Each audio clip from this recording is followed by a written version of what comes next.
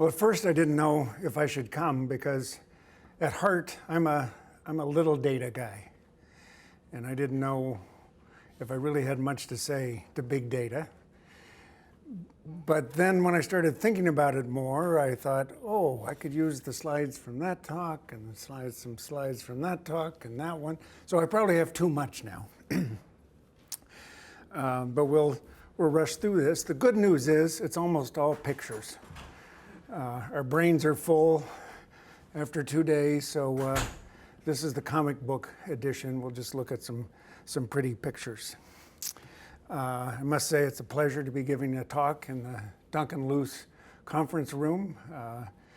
It'd be easy to overstate it, but it really was important, his little book, Individual Choice Behavior, influencing me to go into mathematical psychology at Michigan and to study judgment and decision making. And I had many wonderful interactions with Dunk over the years. So I'm going to talk about visualization for big data and internet research.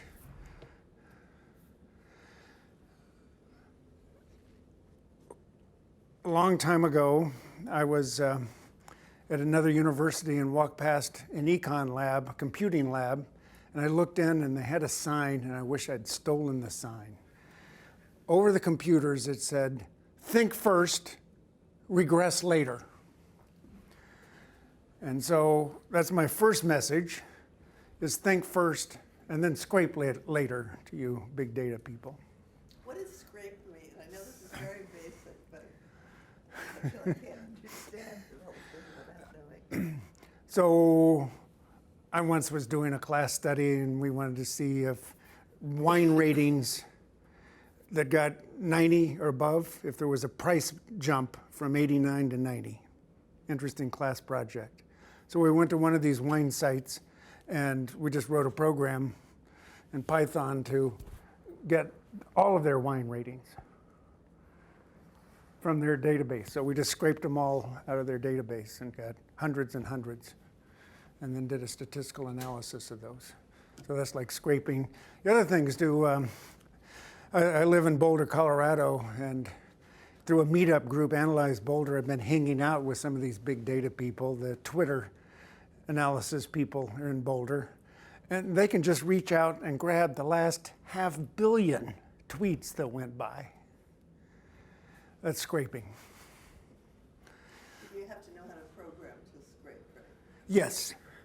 I have some friends in the business school that regularly have just written a paper from Amazon ratings of products that they've scraped. And so it was gratifying to see in Kimberly's presentation this morning this phrase on one of the slides, smarter analysis of smaller samples. And that's what I'm going to urge, but not too small, as we'll see. Those Twitter people, when they grabbed 500 million and looked at them, I said, "So what did you learn?" And they said, "Well, different states have different tweet rates." That's what you learned from 500 million observations? And so a lot of the big data people, they really need us because they do not know how to ask questions of the data. They don't think behaviorally. Their questions aren't very interesting. So we're going to look at some think first, scrape later examples where small data did a lot. But then I'm going to talk to you about some power problems, statistical power that have come up several times in the talks today. And so it's going to be power to the internet. I don't know how to get the sample sizes we're going to be required. And then the visualization part is I see a lot of people collect a lot of data and then they put it in tables or terrible graphs and so on. So the last adage is show us what you got. So those will be the three themes as we go through these slides. I like to start with William Gossett, AKA student. He was part of a group recruited from Cambridge. At the time, the Guinness family was kind of changing generations, handing it over to the kids. One of the kids said beer is just chemistry, so they went off to Cambridge, hired a bunch of chemists, gave them an experimental brewery to work with. And I don't know if they changed it much, but you know, Guinness is still a fine product, and we statisticians have to hoist one whenever we can in honor of him. He came up with the t-test because the problems he was doing, this is the one sample t-test, problems he was dealing with were yeast cells on a microscope slide. If the batch was brewing properly, there should be a certain number of yeast cells on the slide. He saw there was that variation. How big should the variation be before the mean wasn't what it used to be? And they had 8 suppliers of barley, and they were trying to decide which of their suppliers of barley, if any, were better or worse than others. So there was no possibility of big data, and he developed the test we now know, Student. The family did not want people publishing under their own names, so Gossip published under the name Student. So if you go back and look at the journal articles, it's Student. Another chemist used the name Pupil. I don't know why they were worried about that. They had a brewmaster that once before had left with some company secrets, so maybe they were that. All right, another example, probably the first clinical trial. James Lind was on a boat, a naval surgeon, and there was the problem of scurvy. So he did this study. Clinical trial for scurvy. He only had 12 sailors he could put in the study, 2 per condition.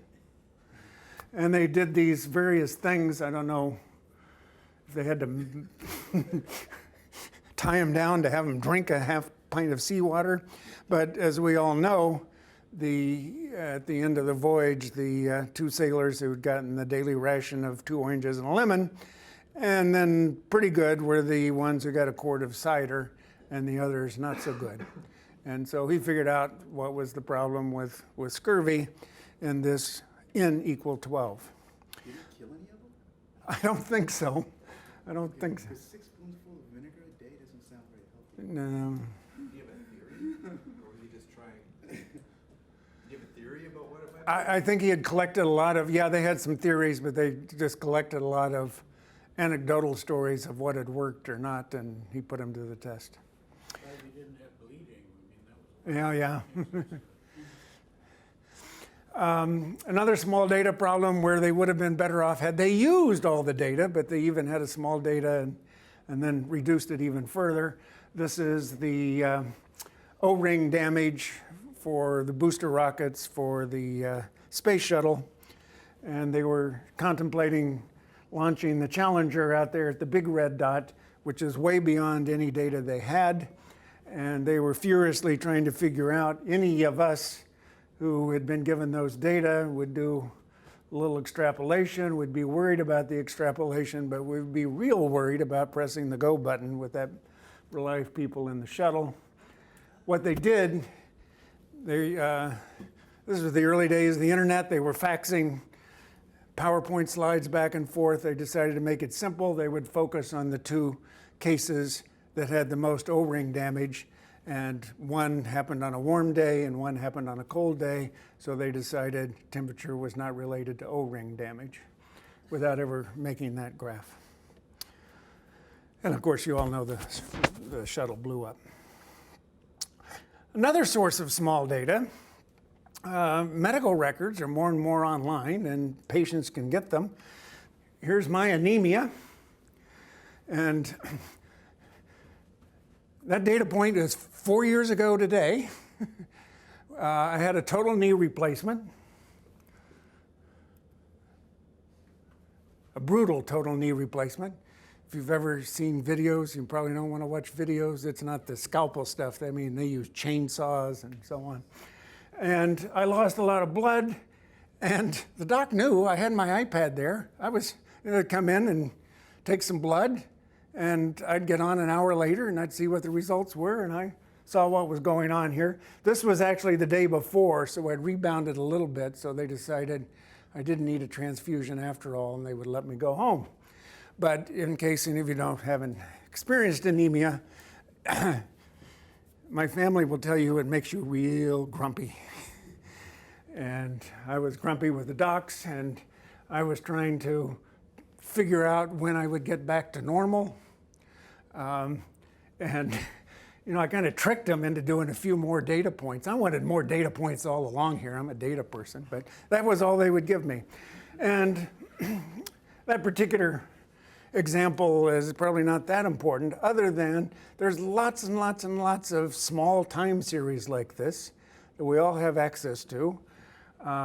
There's also people in Boulder working with feedback to people who have these smart thermostats in their houses on energy use, or smart meters. And you get one of these time series and, well, gee, did replacing the old refrigerator really make a difference or not? And what should I be doing? And how do I compare to other people? There's a lot of these small data problems around there, and we ought to be working on those. However, we may need a lot of data. And this essentially jumps to a different slides from a different talk that I've edited and pared down. It's surveying asteroid Configus with statistical methods, a parable showing why the world will always look flat to field researchers, at least if they don't go to the internet and get a whole bunch of observations. So our problem with asteroid Configus is that people want to know whether it's flat or whether it's got hills and valleys. And being on an asteroid, it's very isolated, and they haven't yet developed geometry. In particular, they don't have methods for doing land surveys. However, fortuitously, they can do multiple regression. Now, that of course is impossible. Statistics is inherently geometric. It could not have come before geometry, but play along with me. So from Earth, when we look through the telescope, we can see that Configus looks like that. It definitely is not flat, has hills and valleys. And we'll just look at some alternative surface views. There's the three-dimensional one, and this is how we're talking about interactions here. That's how we generally do interactions. Graph the level of one variable at different levels of the other variable. Lower left is a topographic map. We call it Coloradans like that. We spend a lot of time staring at those things, trying to get unlost. And the last one is the surface gradient. The direction of the arrows shows you whether the slope's going up or down, and the magnitude of the arrow shows the steepness at that point. The alternative is the flat world model, and that looks like that. And the alternative views flat surface, parallel lines, equal gradients everywhere. And if you compare them, these are pretty different models. If we should be able to tell anything apart, we should be able to tell the interaction model from the no interaction flat model. And we're going to do that using multiple regression. X is longitude, Z is latitude, and Y is an elevation measure. And that's our model. And if we find out that the coefficient for the product does not equal 0, that implies the world is not flat. National Institute of Land Surfaces. They commissioned a field researcher to do a survey. Field researcher sends out an altimeter watch to a representative sample of Configans, asks them to write down the readings and send them back. And of course, there's going to be error in that. It's a pretty cheap device anyway, and whether people follow the instructions. But we have n equals 60, and we get 100% response rate because Configans are a very responsible group. And we fit the moderated multiple regression model. Now, here's the population distribution on Configus. It's a bivariate normal distribution. And if we can break it down into 5 levels. I was going somewhere else with that in this other talk, but that's what it would look like. There's where our observations are coming from, and here's a bubble plot of the sample looking down on that. And we get these results. X plus z plus 2 times xz, but it's not significant. P equals 0.09. And the effect size, is what I said we'd come back to that, is 0.05. Okay?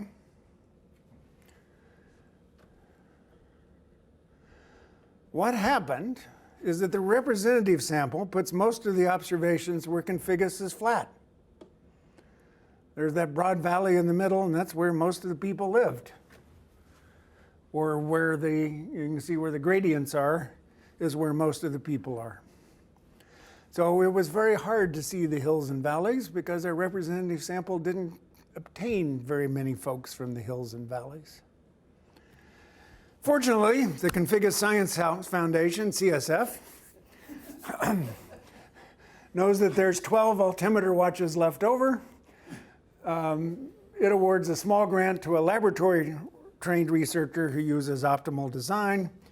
And the optimal, most powerful design is to put observations at 4 corners. Now look where they are. The observations are where the slopes are steepest and in opposite directions. And so we're essentially comparing the mean of that diagonal to see if there's an interaction to the mean of that diagonal. Now the results. P equal 0.03. We can publish it. And the effect size is a very respectable 0.47. Now, I'm not one who's gotten real excited about the publication of effect sizes because I don't think people realize how much of the effect size is not determined by something inherently there that nature knows and we're trying to stick in our probe and figure out what it is. A lot of it's determined by the design. If you have a more variable X, a more variable predictor, you're going to get a bigger effect size for the same thing. What is constant in these two is that we get the same raw effect size, the raw coefficient. And I think we ought to be, in our models, paying a lot much more attention to the actual coefficients. I was a little distressed to see a few standardized beta weights out there on the posters, for example. Tukey wrote a great paper in the American Psychologist in 1969 where he pointed out that no science had ever made progress by ignoring its units, and that standardizing and using correlations was throwing away units with a You vision. didn't have any error in your data, did you? Yes, I did. Oh, you did? Okay. I thought you were working with a perfect surface. No. Now, when And people that write, is correct then? In other words, I thought maybe it was supposed to be 100%, but it wasn't a perfect surface. the 100% was 100% of the respondents wrote back, but there's error in the watch's measurement of the altitude, the elevation. And there's a whole rest of the talk goes under what happens here. It has to do with the variance of the predictor xz. A big component of the variance of the product xz is the product of the two variances, and if anything compromises either of the variances, it's multiplicatively worse when you look at the interaction. And I've suggested a rule of 16. For a field study to have as much power as an optimal experiment for detecting an interaction, it must have 16 times as many observations. And I'm sure it's probably come up here. I know it's come up in my department. Some field researcher is presenting his or her data and the effect size go up and the experimenters kind of snicker in the back. How can social psychology be a field if they have R squareds of 0.08? How well, are you defining a field study? I'm non-designed, where we just go out and we take whatever observations we get. You mean like an observational study? Representative design. I mean, yeah, we do a sample. Because a field experiment is something quite different. Yeah, I don't know quite what the rate. What? Like something you scrape, for example. Yeah. Or that you put the web link out there too. And And the errors are the same now in this comparison, right? yes. So the error is the same. Usually you'd think in the field the error is going to be worse. Yes, and it could be far worse because the error, in my example, and so let's just do the arithmetic. A lot of people have been suggesting in psych science and other places that you ought to have 20 observations per cell. I actually think when you look at the power curves and so on, 20 is too light, but even if we did that, then a field study looking for an interaction should have 1,280 observations. And I can't tell you, I'm now retired, can't tell you how many dissertation proposals I went to and someone was going to go out and look for an interaction with continuous variables with 120 observations if their wildest expectations were satisfied of how many respondents they could get. So there's a number of things we can do to get those number of observations. I think we need to do a lot more collaborations across universities to do that, but few of us have a subject pool with 1,280 people in it. So we're going to have to go to the internet or somewhere. And I think the number actually, if you want to write down a number, you have to go out and have a realistic chance of finding continuous by continuous interactions with bivariately normal distributed data. You ought to be looking at 1,600 observations. Okay, so The rule of 16, is that based on your vast experience and observation, or is that a proof, or what's, I mean? it's a proof. It's a proof, okay. Yeah. I mean, yes, if you have a bivariate normal distribution, and you have to do a little thing and have compared to an optimal design, the variance of the product in the bivariate normal distribution will be a 16th of what it is in the optimal. And to make up for that loss of variance, you got to increase the sample size. McClelland and Judd, 1993.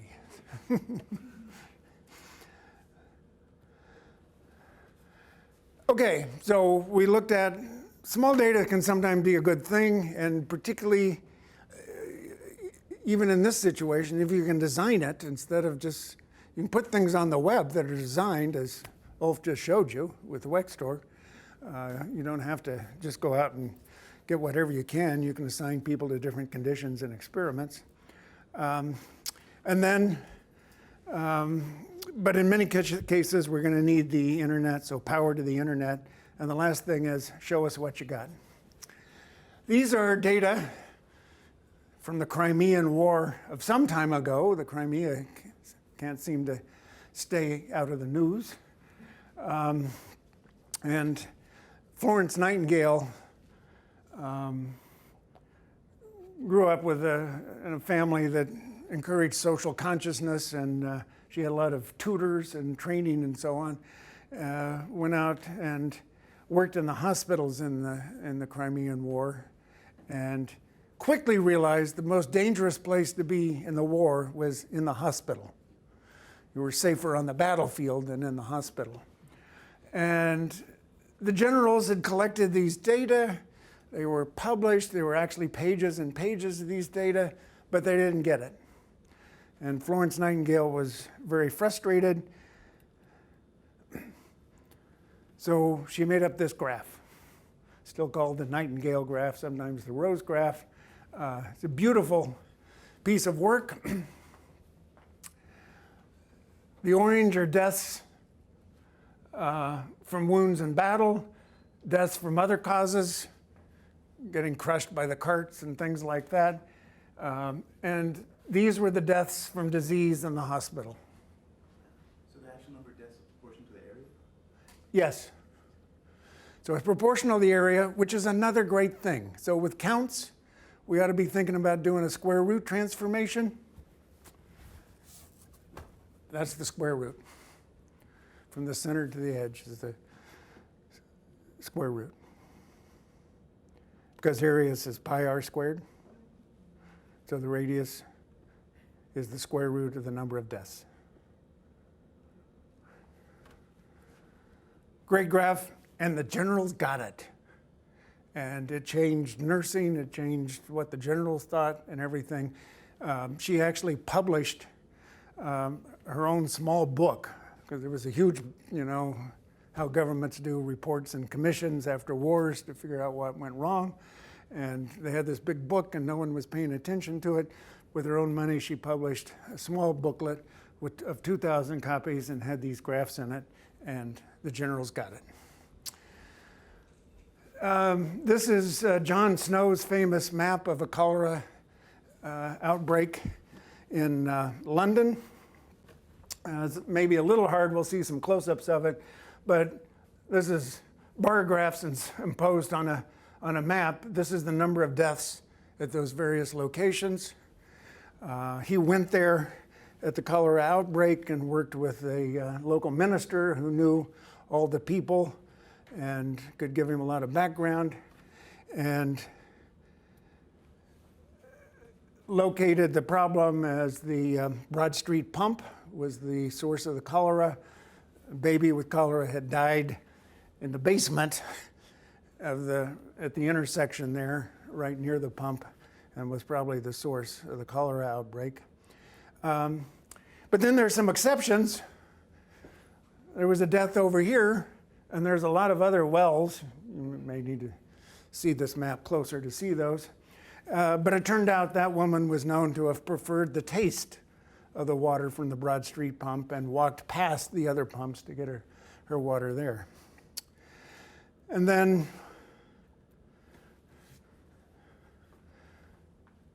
at the time, all the locals thought the common view was it was miasma, bad air, would spread something like cholera.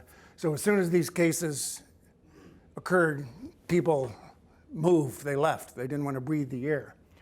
However, here's a brewery, had a lot of people working in it, and no one in the brewery died. They were breathing the same air. However, they got free beer for lunch. So no one at the brewery died. There's a great TED Talk on this by Stephen Johnson about the ghost map. I don't know if it's fun, but it's interesting. He gives a very good talk. And here's John Snow. It says, the red granite curbstone marks the site of the historic Broad Street pump associated with Dr. John Snow's discovery in 1854 that cholera is conveyed by water. He didn't discover anything. He had published a paper in 1849 that showed pretty conclusively it was conveyed by water, but the London City Council didn't get it. So that's why he went there. He was waiting for the outbreak, went there, made the map. London City Council got it. There was never another major outbreak of cholera in London. And I don't think I'm going to make it, but I've long had the goal of making a graph so good they would name a pub after me.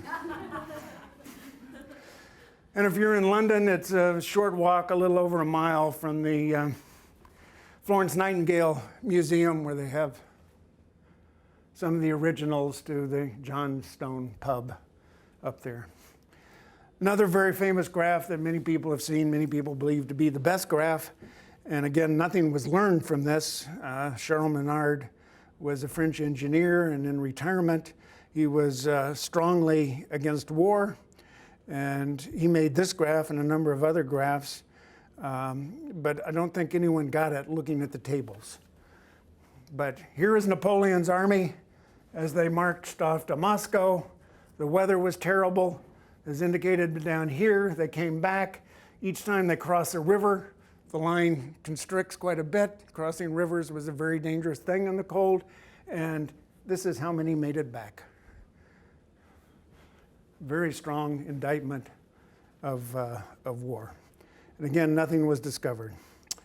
Might go through this. Yeah, we're doing all right. Francis Galton, an early scatter plot, and Then he did this graph of the data relating the heights of mid-parents to their children, heights of their children. And I love this graph.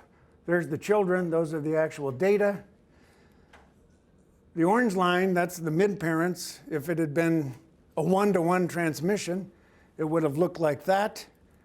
And that's where our word regression comes from, that the heights of the children had regressed back towards the mean, which is located there. Another, I like using mean deviations for a lot of reasons. He had mean deviations. And there's a lot of room on our graphs. You don't have to go read his original paper. It's all right there in this figure. The deviates of the children are to those of their mid-parents as 2 is to 3. It's telling us about the relationship of the slopes. And here's the summary of the results. Mediocrity meant average in those days. It has more of a pejorative connotation now. When mid-parents are taller than mediocrity, their children tend to be shorter than they. And when mid-parents are shorter than mediocrity, their children tend to be taller than they. A great graph. Karl Pearson, I haven't found any good data graphs from him, but he made this very complex graph by hand, I would emphasize. That this is for computing chi-squared statistics, matching up here and drawing lines through. You get the chi-squared statistic down here, and the chi-squared, we often forget, is a square of the z with 1 degree of freedom. So he has z's down here, kind of the transform back. Beautiful graph. I messed around. I may be able to do it in Mathematica, but this is a very hard graph to make, and it's just amazing that he did this. And I love this. He would have been a big data person. He was in an argument in the London Times with someone about the origins of alcoholism, and someone was sure that it was just a problem of the lower class, and Pearson had the data that said otherwise, and finally exasperated said, put the data on the table. And I think we could settle a lot of things by putting the data on the table. Okay. Put the table in the graph. You can put the table in the graph.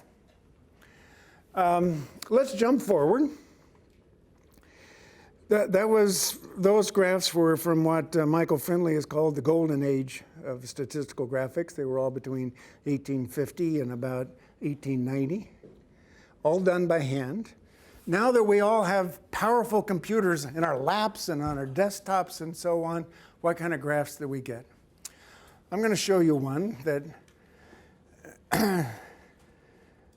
two former students, and they also wrote this with 2 colleagues, and I'll leave them nameless because they should have known better, had heard my exhortations about power and we need larger sample sizes, and they'd finally done that. They wanted to draw my attention to this paper because they had big samples. They'd used MTurk, and that even in the undergraduate study they'd used for comparison, they'd managed to get a lot of information, a lot of observations, so they wanted me to see it. So, you know, everything's online. I go online, and this is the graph they published. It's dreadful. Dreadful perceptually. If you look at it long enough, the differences in the vibrating lines kind of make you nauseous. And is there any clue there that they have a lot of observations? Not a bit. And it was a within subject design, so was there any indication about what observations in this look like over here? Absolutely none. I'm going to come back to that one. I'm going to do first a between subject design. Oh, but I should point out that almost all journals today that are online, everything is, you know, they have the HTML version, and there's usually a button for each graph. Download this graph as a PowerPoint slide. So to get this graph, I just clicked this button, stuck it in my presentation. Let that be a warning. I'm out there looking for bad examples, and if you don't want to be in the next talk,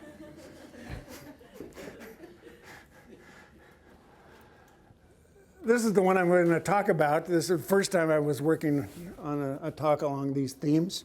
The email from Psych Science showed up, told me about recent publications, and they usually have a graph. They've stopped doing graphs so much. They have other images now.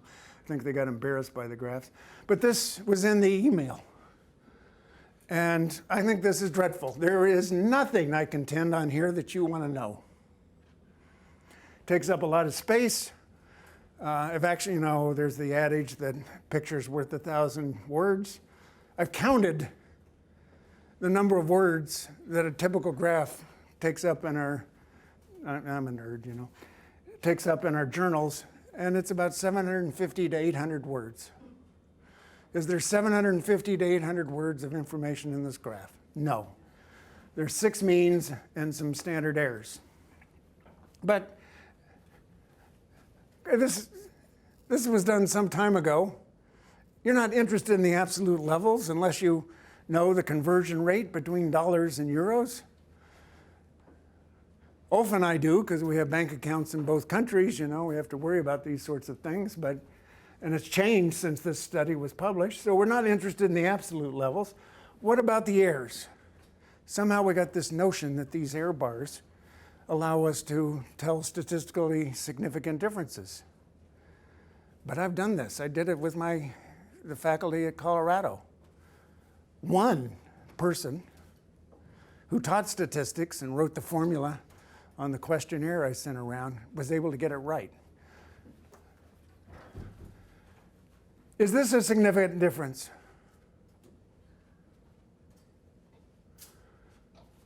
Is this a significant difference?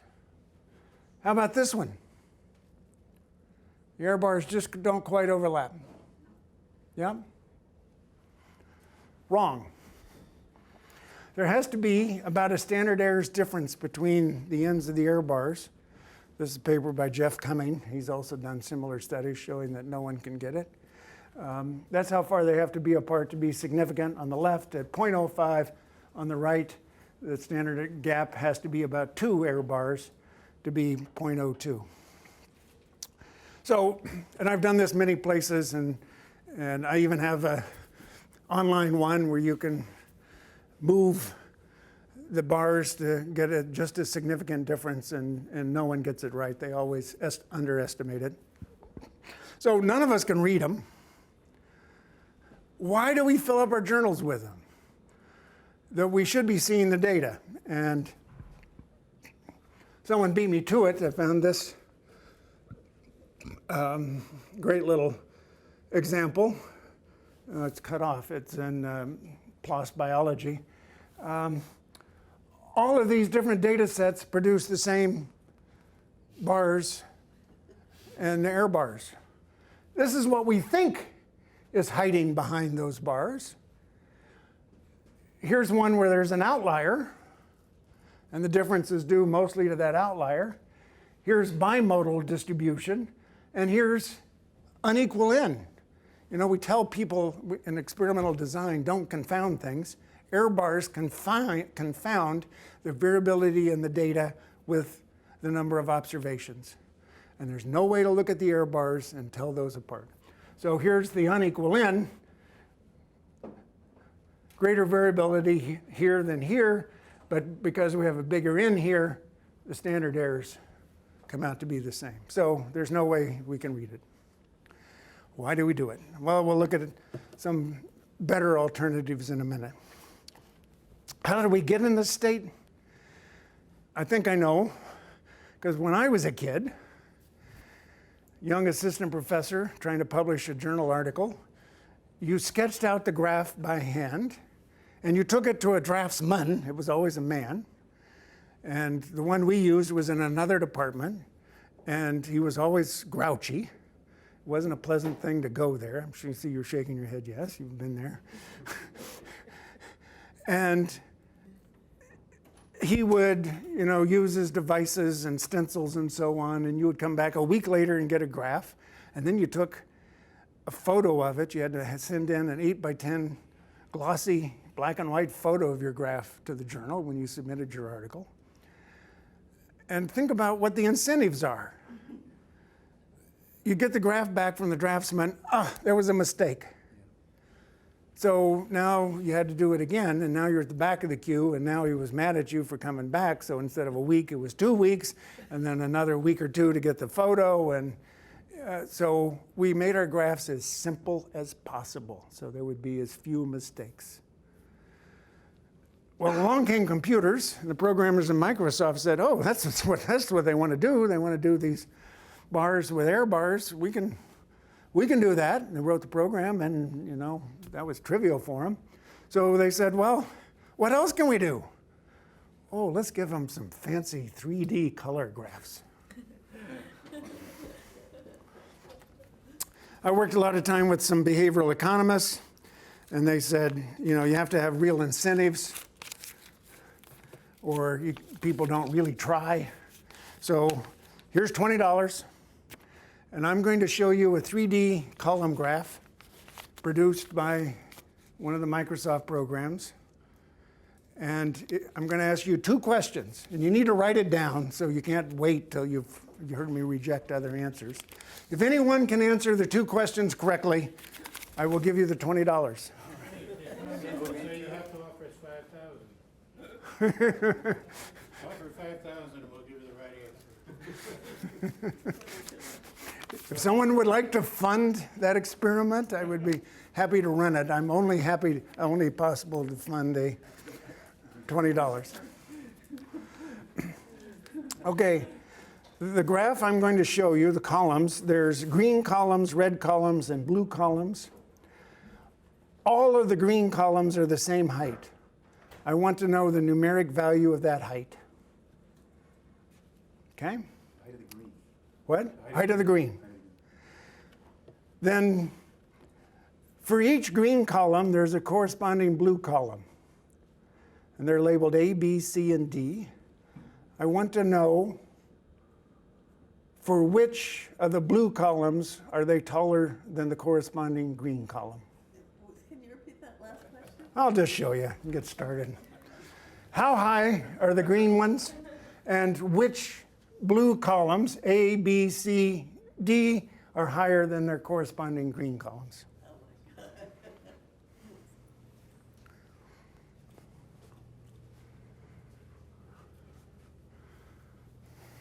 Do you have to get an exact number, or can it be between 2 lines? To get a $20, that would be exact. Has to be exact? The corner is closer to us. Wait! You can do it. Michael's seen this before. May I participate? No. Which of the blue columns is higher than its green? Yes. I got it. All right, are we ready for answers? Wait, Yeah. Well, that should be enough. Yeah. It's taken all this time to read this simple graph. Experiment over. Okay, the point's demonstrated. All right, how high are the green columns? 4.5. 4.5. 4.5. 4.5. The crowd is spoken. 4.5. The crowd has spoken. 4.5? Wrong. 5.2. That's closer. What? 5.2, you have to look at the left with the numbers on. So There is a distance. these are moved off of the background. So you have to do a visual 3D projection. Oh, you're kidding me. You have to run, you literally, if you want And to then- make these things, you have to start here and then follow that line along, right, to do this. Shift it. To do this. Yeah, that's, yeah. Stuff shifts around, but it's completely ridiculous. So first thing you have to do is project back and get that right. It's very hard to do. And then once you're there, you've got to negotiate all this debris and not get over 4 or 6 or whatever. And so the actual answer is 5. So then it's A and B. So It's actually 5, it's not even. it's 5. Don't even have to go to the second question. So much for crowdsourcing. Not good. Can I just say, this One person got it. I've had one talk I had to give away, the 20, and it was to a group of social psychologists, and someone said, this must be the most counterintuitive thing imaginable. So what's the answer to the blue question, the blue bars? A?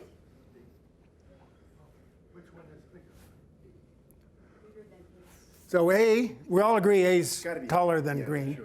What about B? Taller. B is taller. What about C? No. Taller. Oh, it's taller. Okay. What about D? Taller. Just a little bit. We have a. If you'd only gotten the 5, you wouldn't have got the $20. If we do the same data in a 2D graph, it's not much, but the blue bar is a little higher than the green bar. Can I just say, I think the graph is just ahead of its time because with the release of the Oculus Rift next year, we're going to be viewing these in virtual reality. In papers. Right. Oh yeah, it'll have a download in Oculus button.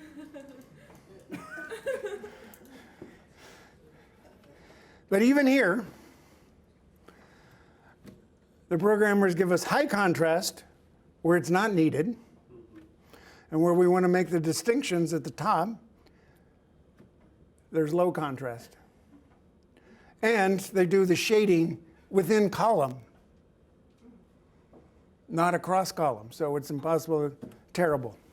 And I see a lot of Macs around here. I'm a big Mac fan, and we all know that Mac does much better design than Microsoft.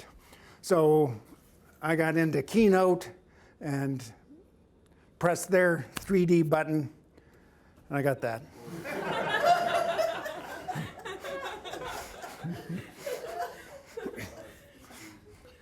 Just don't go there. And it's a sad tale how I discovered this optical illusion is, I was in a PhD dissertation defense, and the night before, the student had thought, oh, these graphs are kind of boring. Press that 3D button. And then she was giving her talk, and she looked over, and the blue was higher than the green, according to her numbers she was trying to tell us, but it didn't look like that way. And so, in an otherwise boring dissertation, I figured out the optical illusion and how I could create it and enhance it and so on. So I keep the $20, okay? I'll go quickly through this part.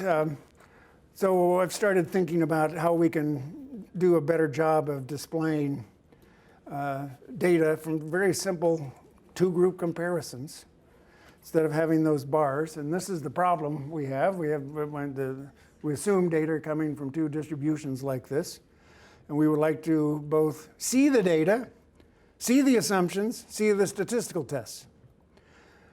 And that's what we usually do, and that doesn't do it. We have trouble interpreting those bars. There's a lot of ink. We don't see the data. We don't see the outcome of the statistical test. Easy thing to do would be stick on a bar for the difference and a 95% confidence interval for the difference, and you see whether it crosses 0 or not. And you get some sense of magnitude of the difference. I mean, the most important thing we're interested in is the difference between the two groups. And here, that's left as an exercise for the reader, giving you information you don't want. And I'm starting to see graphs like that. But they use standard errors. I would have been happier had they used 95% confidence intervals, and we'd see whether they include it. I was wandering around, saw some of Sperling's posters. There's some graphs like this, just using a very schematic thing, a dot for the difference and the 95% confidence interval around it. And then we have lots of room. We can display a lot of those. We can make a lot of comparisons easily if we don't have the clutter of the bars. And we can put different axes on over here, the p-value one. So what I really like, p-values are a very nonlinear scale, and people often talk about them as if they're linear. or we could put Cohen's D over there. This is an example from Gelman, looking at a table like this. These are odds ratios, so the null hypothesis is 1. And it's hard to look through that. There's different predictors of, I think it was a particular cancer, and different methods. They were interested in different statistical methods of displaying that. And if you do those as bars, it's very easy to see it's not saturated fat, all the bars there. The confidence intervals cross 1. Energy intake, alcohols, borderline, and unfortunately for me and Michael, age is clearly a significant predictor. You can see the differences between the different types, and they've been grouped according to different estimation methods, and much easier to see what's going on there. I want to see the data.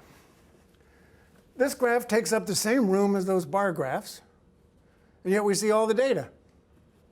We can have a lot of data, and I was glad to see in the talks earlier today, often we were shown the data.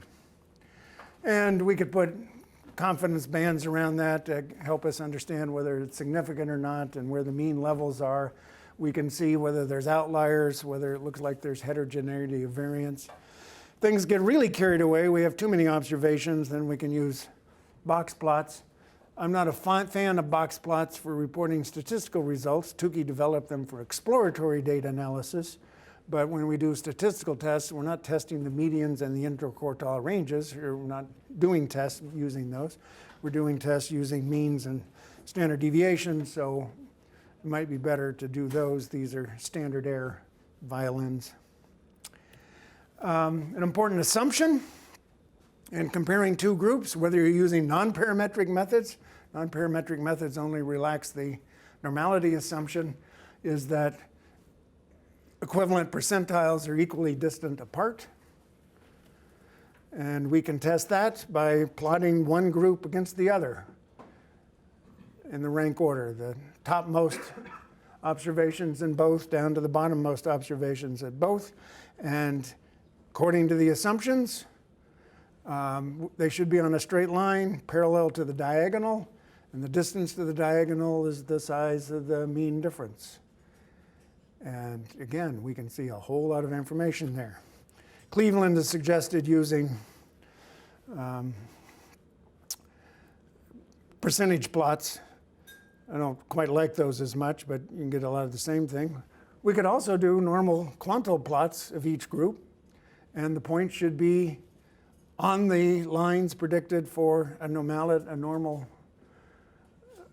scores, and they should be an equal distance apart, and they should be parallel. If they're not parallel, we have a violation of the homogeneity of variance assumption. Tukey's scale location plot, back-to-back histograms, kernel density estimators, a lot of things we can do. If you're interested in any of these, I can send you, and these are all done in R. But here's all the graphs. They all are based on... Are those confidence intervals curved there? Where? In that second row from the top on the left. One more. Here? Yeah. Yes. So it's somehow interpolated between the two groups. Yes, we have greatest confidence in the mean of the means. So Well, that assumes your groups, somehow you have a scale on them, right? I mean, they're group 1 and group 2. I thought they were. yeah, they're called contrast codes. So there's like a prior value that we set on those numbers that created those values. Yes, if you have other numbers, but if you use any two numbers, it's going to be that way.